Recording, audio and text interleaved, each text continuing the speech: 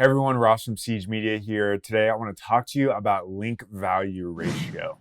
So I've done a video in the past on what a link is worth in your market, and we'll show that and link to it in the show notes if you haven't seen it. But the general concept of that is like evaluating approximately what a link could be worth to you. I think this is a good baseline for understanding that value. But another thing that's worth considering as a piece of that is what the ratio is comparison to your business.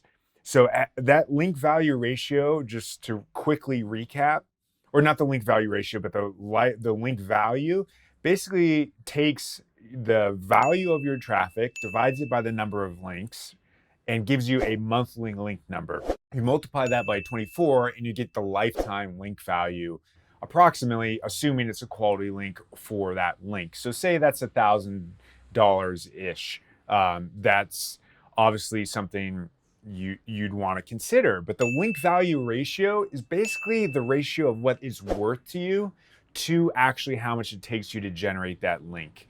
And this is important because you want to effectively establish a ratio that allows you to be very profitable as a business. So an example of this in action, if we look in the booking space, there's a website called Gigmasters. So in this space, they have a strong traffic value, $478,000, and a good amount of linking root domains, and 6,900. So if you do the math here, we'll kind of jump ahead on it. Their monthly value is $69. You multiply it by 24 months, it gives you lifetime link value of $1,650.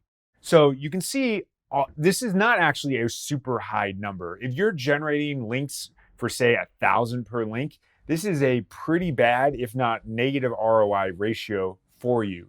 What you should effectively aim to do, in my opinion, is have a ratio of about 10 to 1 in terms of the value of the link to what it costs you to generate the link. Because of course this equation of the lifetime link value does not incorporate on-page factors, which is too complex to add in.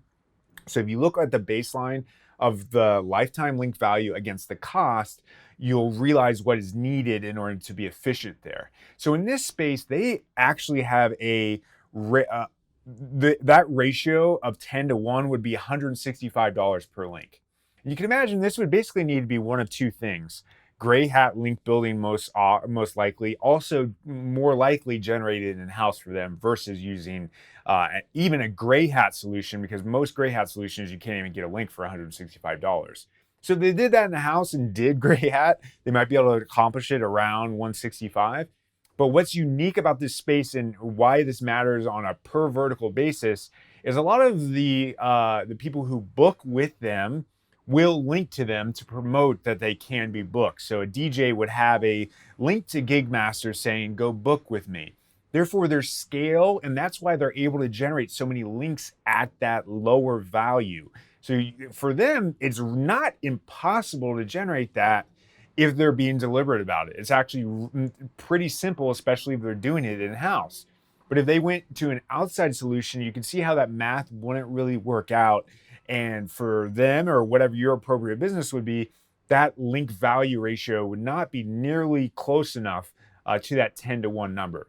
And it's okay if it's like 8 to 1. I think that's something to shoot for. 10 to 1 is even better. But you can see in their situation, doing, say, an infographic on their blog that they promote that maybe generates a cost per link in the 500 to 800 range is just not going to make sense in terms of the math. And those links are probably a little higher quality than the ones they have from their DJs and things like that. So that's a consideration as well. But you can see how that could factor into your decision-making process there. So on the opposite end of the spectrum, we can look in the payday loan space with a company called LendUp. So they have a strong traffic value of $757,000 per month and a significantly lower number of links in 1,170 at the time of the shooting. And the reason for that is it's hard to generate links. People don't want to link to a payday loan provider. So for them, their link value ratio is going to mean they can generate links at a lot more expensive range and still be positive ROI. So their math on a monthly basis is actually, their lifetime link value is $15,528 based on that math of basically that 750,000 divided by 1K gives them 647 per month, multiplied by 24 months, gives the 15K-ish link value.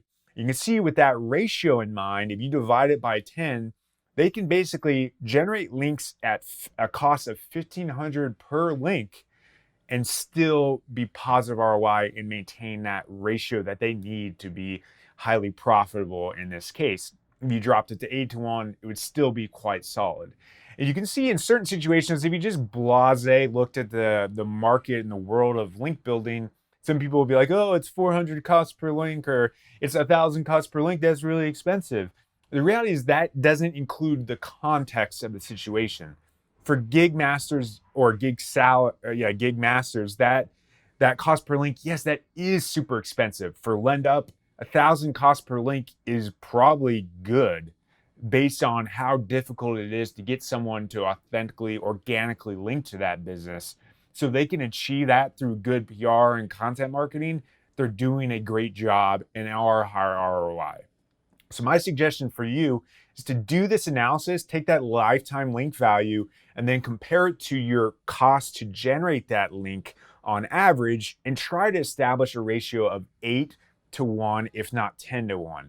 If you can establish that, you're doing a good job and likely are making good money from your SEO campaign.